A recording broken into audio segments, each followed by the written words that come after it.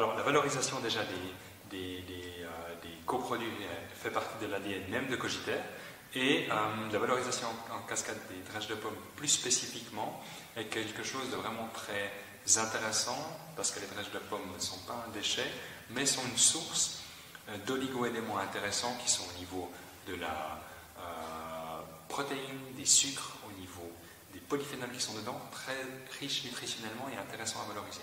Donc cette valorisation en cascade permet, dans plusieurs cas, d'utiliser le sucre en le transformant en vinaigre par diverses étapes de fermentation et de réutiliser ces drèches fermentées pour l'alimentation animale qui permet d'avoir zéro déchet, une valorisation totale et un retour au niveau de l'alimentation humaine.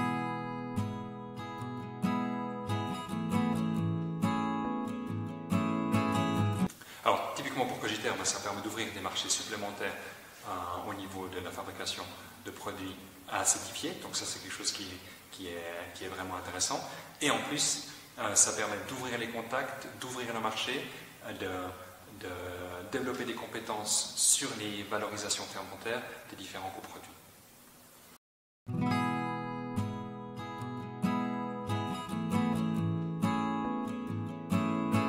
Les partenaires avec lesquels on travaille sont relativement grands, hein.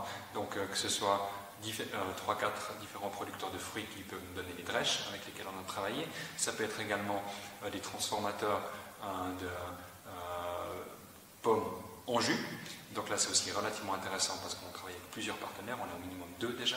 Et après, il y a encore tout plein d'autres partenaires qui pourraient réutiliser ce vinaigre, que ce soit pour l'alimentation animale, il y a des partenaires, que ce soit pour la production de produits de nettoyage et de détergence. Donc on pourrait vite avoir une dizaine de partenaires qui sont intéressés par le projet.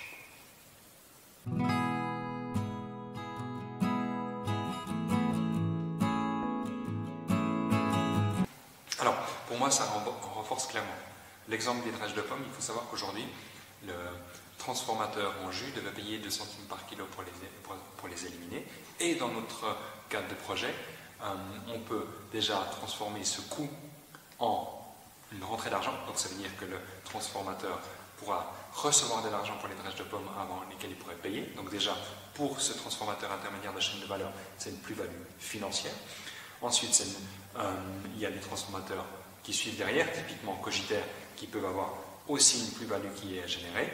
Et après, il y a l'utilisateur de ce vinaigre qui peut avoir une plus-value financière parce que le vinaigre n'est pas très très cher. Et en même temps, ça lui permet de correspondre et en fait surtout d'atteindre les objectifs de durabilité que les entreprises sont fixées en utilisant des produits biosourcés et pas forcément des produits issus de l'industrie pétrochimique.